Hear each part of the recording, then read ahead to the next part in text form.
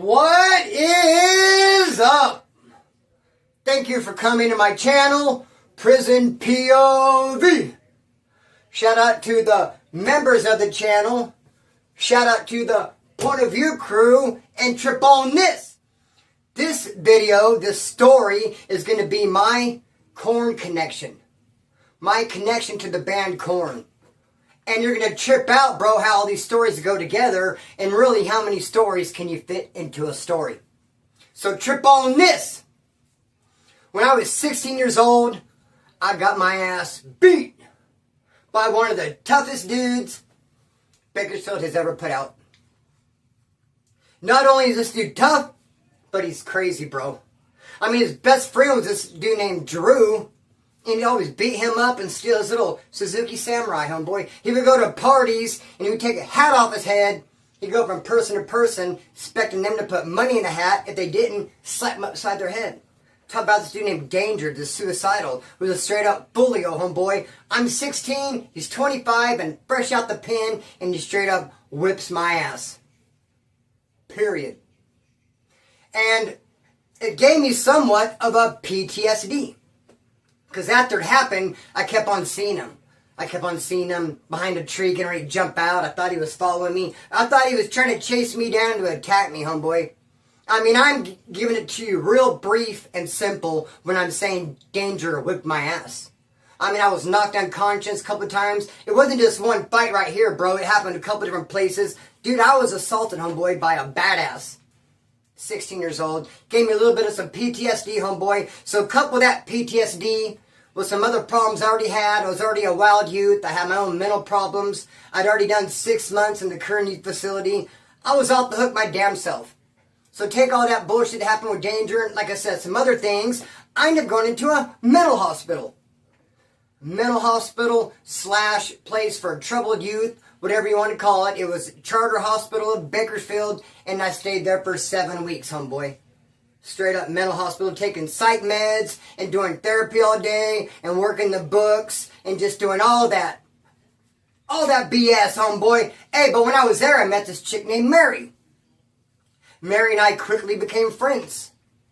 It was just friends. I put her squarely in the friend zone. I think maybe at first I might have been a little bit attracted to her, but one night we had dinner. I mean, we ate all of our meals and slept there. I was stuck in there at this mental hospital, bro. So one night we're having dinner, and it's chili dogs. I'll never forget this. And she's eating this chili dog and talking to me, and there's all this chili all over her teeth. And I was just like, ugh. Hey, what's up, homegirl? We're going to be great friends. So Mary and I became great friends. Even when I got out of Charter Hospital, I started to do therapy 5 days out of the week. Mary and I maintained our friendship for quite a while. Then things just fall off. You know how they fall off. So then, bro, fast forward to me doing my very first prison term. Gary go to prison for the very first time. And I get the one and only visit from my mom that I've ever gotten in prison. Or jail. I mean, I wasn't even in prison. I was in jail. On my way to prison, bro. You know what I mean? No visits from mom. Even when I did the 6 months in the Korean facility, no visits. She's like, oh, I can't come see you. It's heartbreaking to see you incarcerated, locked up. So I never got visits from mom except for that one time on the farm in county jail when I was getting ready to go to upstate prison for my first term. Mom came and saw me. Had a visit. We kicked back. We talked. When the visit was over, I hit the yard. And I'm hanging out, and this dude walks up to me. He's like, hey, what's up, Splinter? Can I get at you? I'm like, what's up? He's like, my name's Eric. I just want to let you know I was visiting with my girlfriend on visit. She says she recognizes you. She says she's a good friend of yours. And I'm like, oh, yeah, who is it? He's like, Mary. I'm like, oh, Mary? Oh, heck yeah, it's a good homegirl of mine. I love Mary. How's she been? Right on, bro. Hey, good to meet you. Glad to hear Mary's doing well. Can you put her on the phone so I can have a conversation with her? And sure enough, bro, we put her on the phone. Hey, Mary, what's up? I chatted up with her. I enjoyed a conversation with her and a fellowship. And it was fun, bro. And then Eric and I became buddies. I mean, we shook hands, bro, and walked some laps, and we were dogs. And he shares with me that, hey, the lead singer of Korn, Jonathan Davis, is my brother. A stepbrother, but a very solid stepbrother. His mom was married to Jonathan Davis's dad, Rick Davis. And I mean, later on, he ended up showing me family photos. I mean, he's really plugged in with the lead singer, Jonathan Davis. I mean, Eric probably considers John more of a brother than John considers Eric a brother. John, a rock star, probably don't give a fizzuck about this dude. But Eric's like, I love him and he loves me. It's my brother. So anyway, I'm in county jail, walking laps, hanging out with this dude named Eric, who I just met, because he's going with a girl named Mary, who I was in a mental hospital with years ago. He's telling me his brother's lead singer, Korn, bro, and we're hanging out, exchanged numbers. But he starts getting bullied in his barracks by a couple of Taft Woods, homeboy. This dude named Buddy and this other dude named K-Man.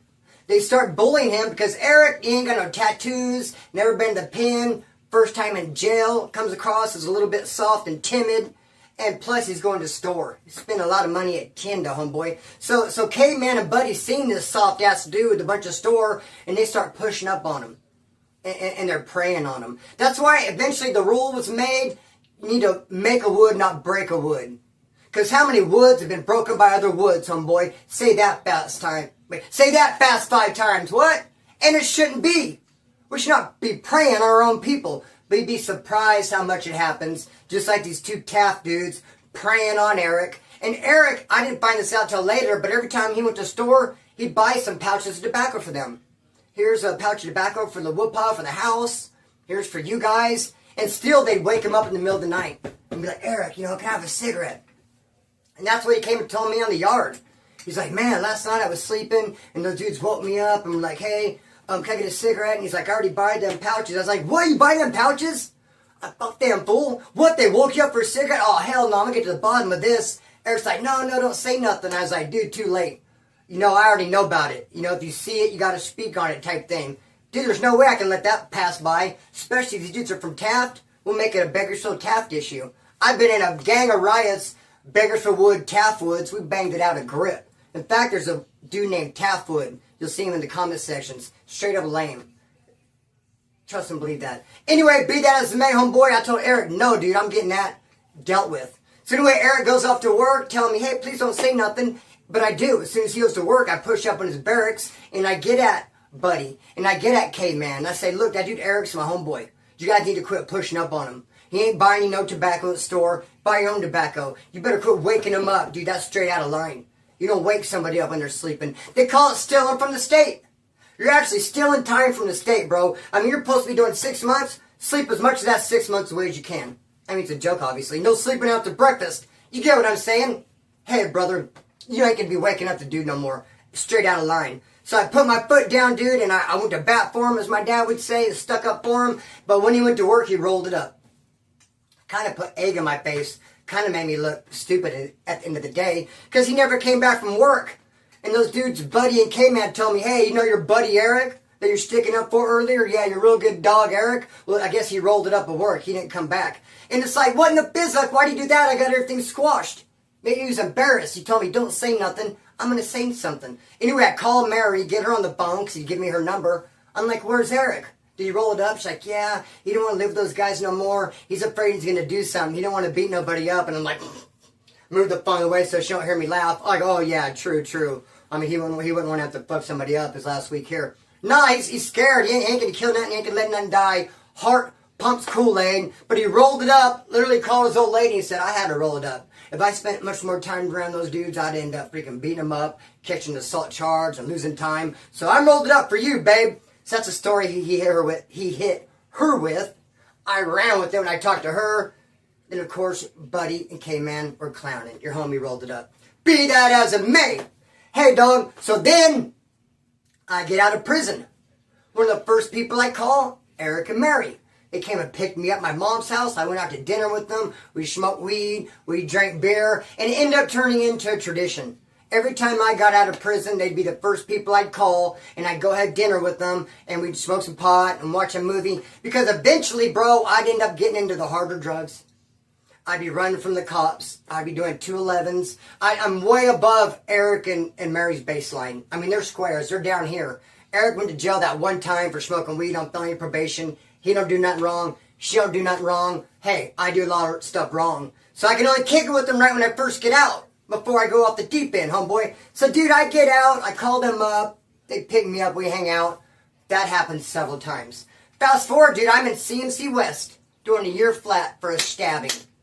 Dropped a stabbing down to a misdemeanor brandishing a weapon. Gave me a year flat. Straight love. Anyway, homeboy, I'm at CMC West. I get a 17. I get a $17,000 settlement from my dad passing away from mesothelioma. I got a $17,000 asbestos check. I'm in the hole, though. We got to write with the Southsiders. I'm in the hole. I get the check. They put it on my books. I write Eric and Mary a letter. What's up? I'm in the hole. I got some money. Hey, I'm going to send you $300. Because when I get out of the hole, I'm going to go get me some weed. And I'm going to need you to send the money to pay for it, $200, and keep $100 for yourself. I think I'm being generous, bro. Send them $3. Then later send them a $200 debt that they need to cover. $100 for their self, for their trouble. So, dude, I did my little time in the hole. Got out. Hit the yard. Went looking for where I can get me a couple joints. Somebody gave me a $200 bag. Perfect. They gave me an address to send $200 to Ventura. Perfect. The homeboy Eric is holding $200 for me. Because by now I talk more to him than I do Mary. Because, you know, he ain't going to have me talking to Mary all the time, homeboy. I mean, be that as it may, dog. I would have never done that with her behind his back. Anyways, be that as it may, me and Eric are dogs. Sent him the money. Sent him a letter with the address. Hey, I bought some art off this guy. Can you mail $200 to this P.O. Box in Ventura? I send a letter to him. I send it out, thinking everything's good. Then the people hit me up. Hey, your money never landed. I go, what? Now that $200 for that weed splinter never landed. I'm like, dude, had to have landed. I didn't really call Eric and Mary that much. Dude signed up for the phones and called. What's up, bro? What's up? What's up with the money? You didn't send the money? The $200? I mailed you $3 from the hole. He's like, oh, my bad, brother. Oh, you know what? I spent that. I apologize. I'm thinking, dude, you spent it? Why haven't you paid me back yet? If you spent it behind my back, you should have paid me back behind my back to where I never knew that you spent it. You should have covered it, bro. What are you doing? Enough time has passed. Anyways, like, I spent it, bro. I was like, well, I'll send you more money because I need this paid, dude. I already got the drawings. So he goes, all right, so I send him 200 more bucks. Not 3. Didn't give him another 100 for him. Fuck him. Just 2. And he pays the debt for me. But I remember, bro, that he owes me $200. Anyway, I paroled from prison. I called him as soon as I get out. We go out to dinner. We have some beer. We smoke some pot. I got $5,000 left out of that 17. I mean, I really partied it up, dog. I mean, I spent $12,000 in prison living it up. Homeboy, I got 5 left. I end up buying myself a bug. And I end up just paying my mom's rent. And I get some clothes. And before you know it, I'm broke. And before you know it, I'm broke. Now my bug's gone, and cops are chasing me all over. I really got nowhere to go. My mom has kicked me out. And then I tell Eric, hey, dude, what up with that $200? I mean, I waited till I'm all the way to the curb to ask you for it. I was honestly hoping I wouldn't have to ask. You would say, hey, here's a $200. Because, dude, I mailed you $300 from prison, and you spent it. Let me hang, and I had to send you another $200. You didn't cover a debt, bro. Kind of made me look bad. I'm not even really mentioning that. But, bro, where's my $200? He's like, oh, yeah, I got it, tomorrow, you know me, I told him. So he put me on to the next day, and they got money, bro. They own their home. Mary inherited her house, so they don't have a mortgage. They own their home. They both have nice cars. Mary has a good job. Eric don't work. He sits around and lives off Mary, plays video games all day, smokes weed. Dude, they got money, bro. Should have never took my $200, but once he did, he should have paid me back, and since he didn't, he should cover it now. Like it's Mando. Anyway, it puts me off. Hey, you know, hit me up tomorrow. So the next day I go over there expecting my $200. He gives me a handful of quarters, silver quarters, like $5 and change, a couple of dimes, nickels, and quarters, and a $10 winning lottery ticket, bro. A winning ticket and $5 and change, so $15 out of $200 he burned me for in prison, bro. Mad! I'm pissed, bro. I feel like I just got bitch slapped. Spit in my face. Stab me in the back. I mean, dude. Name the motherfucking situation, the scenario, bro. Scandalous. I can't believe he's doing this to me. Playing me for a lame. Putting me on bitch status. Dude, change. Couldn't even give me dollar bills. Had to give me a straight up change and a winning lottery ticket. What? The next day I go to his house and break in. I'm not tripping. We're way past the statute of limitations of where yet. But their house, their garage, which is what I broke into, is separated from their house. So I know it's much less of a crime to break into a garage that's not connected to the house. If you break into a garage that's connected to the house, that's a strikeable offense. They look at it like you're breaking into an occupied dwelling. The garage is separate from the house. 2nd-degree burglary. I don't give a fizzuck. Hey, I broke in, bro, and took an air compressor. I didn't have a car no more. I took the air compressor when walking down the street. Someone pulled up. Hey, what are you going to do with that air compressor? Sell it to you. Sold it to them. Had money in my pocket. I'm good. Later that night, I call up Eric and Mary to fill them out to see if they know. Mary answered the phone. Hella mad, dude. Just, venom in her voice. I go, can I talk to Eric? Yeah, hang on. I'm like, oh, they know. I just went ahead and hung up. They know. So the next day, I went back over there. And for some reason, I knew Eric, I knew they were going to be there. Appointments, whatever the case. Like I say, he didn't work. But for those 2 days, fool went home and I knew it. So I went back there the second day.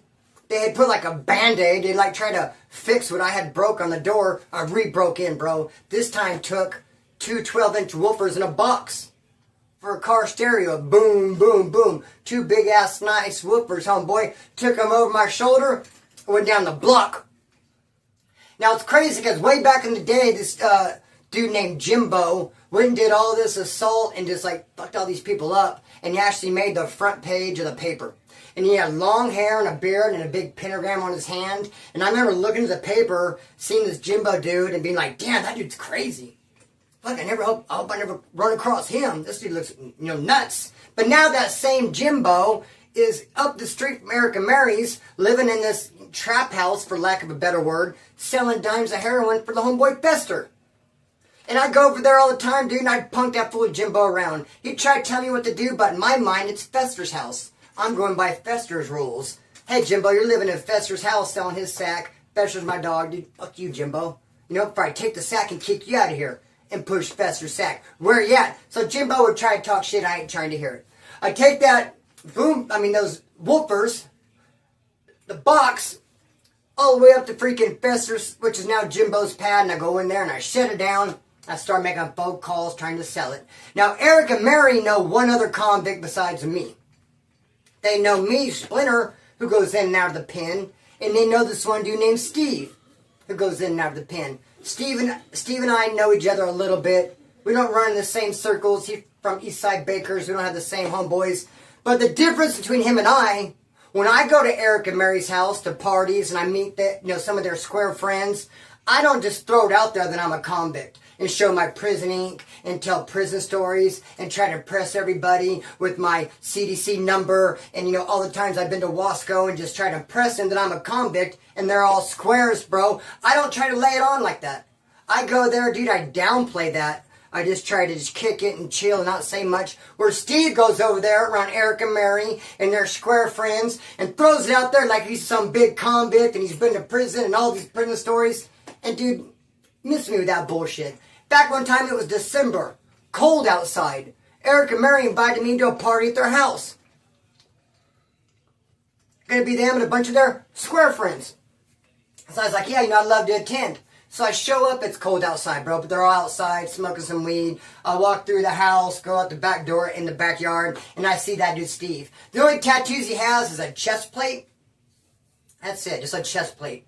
So he has no shirt on, running around the backyard, trying to show off his tattoos on his chest. It's December and cold outside. It's like, put your shirt back on, fool.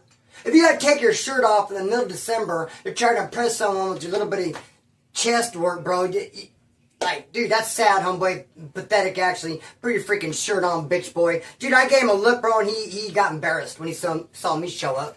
Because one thing to act all prison-y, like a prison action figure in front of you squares, but when I show up, you're not going to do it in front of me, because I know that shit's lame.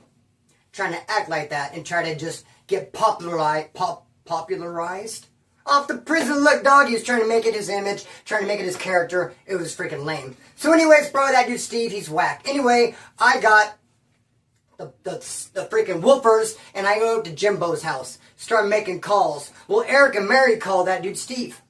And they're the only other convict they know. The only dude they think that could probably maybe handle me. So they call Steve and say, yeah, our homie Splinter, he came and broke in not once but twice, took this and that. Can you go look for him? Can you handle it? Can you get our stuff back? And he's like, yeah, I'm on my way. I'll go handle it. And he drives around looking for me, but he don't really want to find me. Because when he finds me, he wishes he didn't. I'll tell you that much, homeboy. Hey, I scared Sugar when I said, hey. So, dude, Steve pulls up at this pad. I happen to be outside because I was walking somebody out.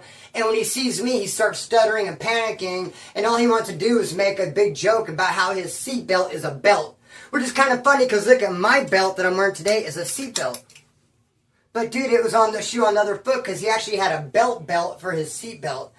And he was trying to make a big old joke. Ha ha, look at my seatbelt. It's just an actual belt. Ha ha. He's like, hey, what's up, Splinter? I'm like, hey, what's up? So I walk up into the house and he follows me. He's like, hey, you talked to Eric and Mary lately? I'm not really. So Steve's up in Jimbo's house with me. And Steve asking me, hey, have you seen a woofer? 2 woofers in a box come missing from Eric and Mary's house. And it's right here. Standing next to me. In fact, I had a notepad on. I was like writing a letter. I was writing a kite. I'm like, no, I ain't seen nothing like that, bro. And Jimbo's over in the corner, like, grabbing his head, like, you guys got to get out of here and take that somewhere else. Steve's like, you ain't seen 2 12-inch woofers in a speaker box? I was like, no, I haven't. And I mean, it's right there. I was like, hey, but I'll let you know if I see something like that. Tell Eric and Mary I said hi. And he split, homeboy. I never heard from him again. Never heard nothing from him or Eric and Mary. As far as I'm concerned, fuck them, bro. For trying to rip me off when I was in jail and then give me change and a winning lottery ticket. But look at this other Korn connection I have. It's going to trip. And it actually ties into this, bro. Where you at? When I was in high school age, I should have said, living with my mom, and by my mom's house was this dude named Corey Keeley. He's a punk rocker. Corey Keeley's real close to the dudes from Korn. If you take the Korn album, the first one, and unfold it and read the names, the thank yous and all that kind of stuff, in it you'll see Corey Keeley. And his name is spelled Korekili. So that Corey Keeley, homeboy, is in the thank yous for the first Korn album because he's cool with them. I was cool with them too, bro. I would always go to his pad when he lived by my mom's pad, and I'd buy $5 joints off him. And they were eighth. It was an eighth of an ounce, dude. The biggest joint. I mean, it's so freaking fat. They'd come pre-rolled, $5 all day long, dude. And that was a great deal. One day I go over there to visit Corey Keeley, buy one of those $5 joints, and he's like, hey, listen to this tape. He gives me a tape. He goes, my homeboy's band, Korn. Here they are. Here's 2 of the guitar players, monkeying head, sitting right at Corey Keeley's pad with their demo tape with a few of their songs on it. Bald Tongue, Lies, Need To, a couple of their old songs on first album. We were playing it. I was vibing out to it. I wish I would have vibed out more. Hey, had I known who I was talking to. And I vibed out with them a little bit, but I wish I'd vibed out more. I wish I'd been like, dude, let me be your freaking tour manager when you guys get big. Let me tour with you, bro. I'll be in charge of your shoes, homeboy.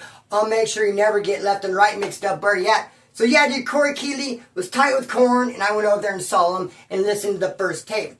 But now, you remember Danger? That suicidal? That failed to mention he was a suicidal? Yeah, that fool Danger, that suicidal, who ripped my ass when I was freaking 16. Bro, he knocked me out. We were going into a store. Dude, he wanted me to do a beer run, and I couldn't do it. I looked too young. In the news at the time, they'd already had people who tried to go in and do a beer run get shot. It was like a big thing at the news at that time. The Arab stores were shooting people for beer runs. And that's where we went to, like an Arab store, bro, in the ghetto. Not like a 7-Eleven or, an AM/PM or something where they're not going to freaking cap your ass. Some old Arab family-owned store in the ghetto, bro. He tells me, do a beer run, Danger did. He said, go in there and grab the beer. He said, I'm going to be outside with this ice pick. Grab the beer and run out. If anyone chases you, I'm going to stick them with ice pick. You're not going to get caught. Don't worry about it. And I'm like, all right. So I go in there and grab the beer. But dude, I looked so young, they knew I wasn't 21. So the guy walked up right to me and took the beer out of my hand and said, no, you're not 21. So when I walked out, dude, Danger saw that I didn't have the beer, punched me in the face, knocked me out. Threw me in the car and we took off. When I come to, we're in an El Polo Loco drive-thru and he's robbing the thing with the ice pick for food. He got like a big old thing of, give me some chicken. Bro, like I said, statute of limitations is way past. I think that Danger dude is dead anyway, bro. Anyways, nothing's gonna happen to the law. I'm not freaking, whatever, bro. Hey, robbed El Polo Loco with the freaking ice pick, bro, for some chicken. And I only caught the tail end of it because I start coming too. So this dude, Danger, had a couple roommates. Corey Keeley and this dude named Sam. And like I said, Danger had that friend named Drew who drove that Suzuki, and he beat his friend Drew up all the time and just steal Suzuki. It's like, where's Drew at? Oh, he's in the trunk. I beat him up, moved his ass, threw him in the trunk, stole his car. So he was not cool with his friends at all. In fact, Danger goes to Corey Keeley's house and Sam's house, his house. He goes in there one night with a bat and just starts bombing on Corey Keeley, bombing on Sam, just fucking him up with his bat, dude. Just whipping their ass. Laughing, thinking it's funny. And so Sam and Corey Keeley get their wits about him, and I think it was Sam who grabbed a knife and went up Danger, stabbed him like 3 or 4 times in the back. And Danger's like, oh, shit, fuck. And he went running outside and fell down. Passed out on the front lawn. Ambulance came and picked him up, took him to the hospital, stitched him up. So then he comes to my house with one of my homeboys, and that's the first night I met Danger. The night that he ended up knocking me out. It was the first night I met him, heard all about him, first night I've been around him. And the first thing he did was he goes, hey, let's go to my pad. I want to see my roommates, Corey and Sam, because I love those fools. They fucking stabbed me, dude. That's so down. I love them for that. I mean, I went in there, I was hitting with the bat, and those fools freaking stabbed me. Can you believe that? I freaking love it, dude. They are so awesome. So we go to their pad, we walk in, Danger was running in, jumps on Corey Keeley, hugs him, kisses him, gives Sam a hug. I love you guys stabbed me, dude, you guys are punk rock, you're awesome. I looked at Corey like, yeah, I remember you. I used to buy big $5 joints off you. Korn was at your pad. I'm not going to approach you now. I mean, we all got to keep our eyes on this crazy fucking dude, Danger. Who knows whipping my ass later on? Fuck Danger, boy. Hey, so be that as it may, that is my Korn connection, and where you at? Now, one more thing. Please don't go yet. My guitar's in jail. I need help, man. I mean, I apologize, dude. I'm sorry, full blast. Dude, I hate fundraising. I hate asking for money. It's so hard to do. But, dude, I can't lose my Gibson SG. What am I going to do, man? I mean, I don't just take every need to the point of view crew. Bro, my truck is sitting out there. My truck doesn't run. The alternator needs to be fixed. Alternator. I'm driving a blue car. Then the tags are like from 2022. It's leaking fluids. That battery's damn near dead. No registration, no insurance. Truck not running. So I don't just like come to you guys every need. Hey, my truck's broke. No insurance in the car. I need this, I need that. So, dude, I don't try not to do it, man. It has to be very, very important. I hate fundraising. I hate asking for money. But, dude, my guitar. My Gibson SG. It's in jail. A good friend gave it to me. For $2,000, I can't lose it. I have to get it out. You can't have raffles on YouTube. You can't. Google it. They'll get that ass, bro. They'll pinch you. You're getting a pinch. You cannot do raffles on YouTube. So I'm thinking of doing a raffle on Instagram. Go to my Instagram. Tarantulite_1010. I'm going to raffle off a black Ibanez guitar. Badass guitar, bro. It's like a $500 Ibanez guitar. Raffle it off, dude. Through Instagram. Tarantulite_1010. Trying desperately to raise money to get my guitar out of jail. You know what I thought of, bro? If I actually get the money, people help me out, give me some money to get it out, I could re-hawk it. I'd pay the hawk fee, get the guitar out, then put it back in hawk, get money and pay people back. That's a great idea, right? I thought I can do that. Or what else can I do? You guys have any ideas? Will work for food. I mean, I don't know, man. Share your ideas. What can I do? Let me know. Instead, don't say, go fuck yourself, Splinter. That's what you can do. Dude, I'm already emotionally spent, bro. Please don't hurt my feelings. I just need a little bit of love, a little bit of help. 3 people so far did in fact, help me, bro. Shout out to them. I will shut them out properly later. But you know what? Please get involved in this raffle. Win yourself a black guitar. More about it on Instagram. And please help me. Pretty please, because my guitar's in jail. I'm a cuss stream, let it fly. Peace.